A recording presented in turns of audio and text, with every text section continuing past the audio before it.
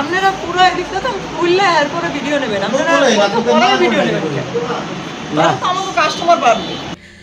আবারও শুরু হয়েছে দেশের আবাসিক হোটেলগুলোতে সেনাবাহিনীর অভিযান।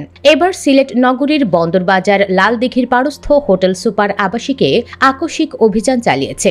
অসামাজিক কার্যকলাপে জড়িত থাকার অভিযোগে 2 নারীসহ মোট 10 জনকে আটক করা হয়েছে।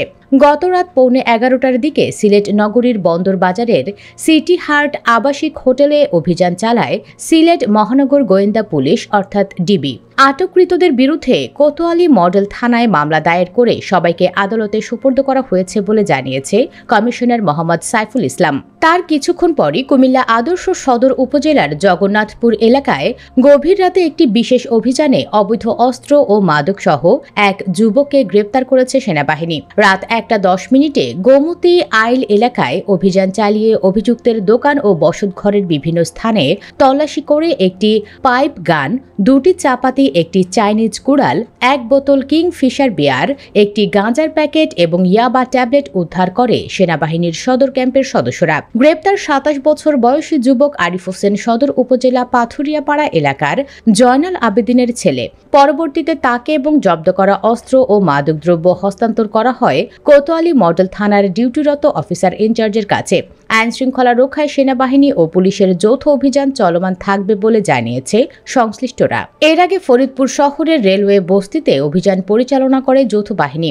অভিযানকালে বিভিন্ন ধরনের মাদকদ্রব্য ও বিপুল পরিমাণ দেশীয় অস্ত্র উদ্ধার করা হয়। এর সাথে জড়িত সন্দেহে 15 জনকে আটক করা হয়। এর মধ্যে 6 জন নারী ও 9 জন পুরুষ রয়েছেন। গত শুক্রবার দুপুরের দিকে বিষয়টি নিশ্চিত করেছে যৌথ বাহিনী। এর আগে রাত 8টা থেকে রাত 4টা পর্যন্ত 8 ঘণ্টা দীর্ঘ এই অভিযান পরিচালনা করা হয় শহরের গুহ লক্ষ্মীপুর এলাকার রেলওয়ে বস্তিতে। প্রত্যক্ষদর্শীরা জানান, অভিযান শুরুর আগে সমগ্র বস্তি ঘিরে ফেলেন যৌথ বাহিনীর সদস্যরা। এর আগে বস্তির আশেপাশে অপেক্ষমান লোকজন সরিয়ে দেওয়া হয়, বন্ধ করে দেওয়া হয় রেলগেটের দোকানপাট। এরপর বস্তির ঘরে ঘরে তল্লাশি শুরু করেন যৌথ বাহিনীর সদস্যরা। অভিযান সূত্রে জানা যায়, অভিযানে উদ্ধারকৃত সামগ্রীর মধ্যে রয়েছে 45.5 কেজি গাঁজা, 337টি ইয়াবা ট্যাবলেট, 211টি হেরোইনের প্যাকেট, শতাধিক দেশীয় অস্ত্র, 2টি বিদেশি মদের বোতল, 9টি ফিচার ফোন এবং 10টি অ্যান্ড্রয়েড ফোন। সেনাবাহিনীর পক্ষ থেকে জানানো হয়, অভিযানে তাৎক্ষণিকভাবে 7 জনকে হাতে নাতে মাদক বিক্রির সময় আটক করা হয়। এরপর এলাকা জুড়ে পরিচালিত তল্লাশি ও বস্তির কেন্দ্রে অবস্থিত শিল্পী বেগমের বাড়িতে অভিযান চালিয়ে তাকে সহ আরও 8 জনকে আটক করা হয়।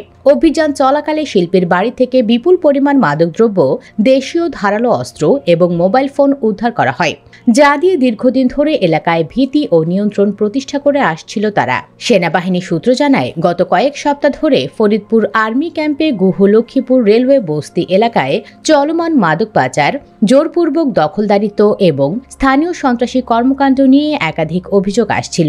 গোপন সূত্রে তথ্য পাওয়া যায়, শিল্পী বেগম ও তার পরিবার এলাকায় একটি সুসংগঠিত মাদক নেটওয়ার্ক পরিচালনা করছেন, যেখানে নারীদের ব্যবহার করে প্রকাশ্যে ইয়াবা, গাঁজা ও হেরোইন বিক্রি করা হচ্ছিল।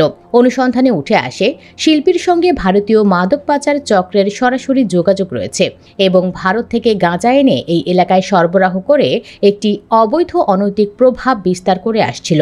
26 জুন আন্তর্জাতিক মাদক বিরোধী দিবস উপলক্ষে সেনাবাহিনীর 15 ইঞ্জিনিয়ার ব্যাটালিয়ন ও পুলিশ যৌথভাবে এই বিশেষ অভিযান পরিচালনা করেন। ঘটনার সত্যতা নিশ্চিত করে ফরিদপুর থানার ভারপ্রাপ্ত কর্মকর্তা আসাদুজ্জামান বলেন, শুক্রবার ভোররাতে রেল বস্তি থেকে মাদক ও দেশীয় অস্ত্রসহ আটক হওয়া শিল্পী বেগম সহ 15 জনকে ফরিদপুর কোতোয়ালি থানায় সোপর্দ করেছে সেনাবাহিনী। তাদের বিরুদ্ধে মাদক, অস্ত্র ও সন্ত্রাস বিরোধী আইনে মামলার প্রক্রিয়া চলছে। সুপ্রিয় দর্শক, পুলিশ দিয়ে হবে না, বিষয়টি প্রায় নিশ্চিত। তাই এসব কাজে সেনাবাহিনীকেই অ্যাকশনে যেতে হবে। মুসলিম দেশে নোংরা ও মাদকের ব্যবহার বন্ধের দায়িত্ব সেনাবাহিনীর হাতেই দিতে হবে। কি বলেন আপনি? কমেন্টে জানিয়ে দিন আপনার সিদ্ধান্ত। ধন্যবাদ ভিডিওটি দেখার জন্য।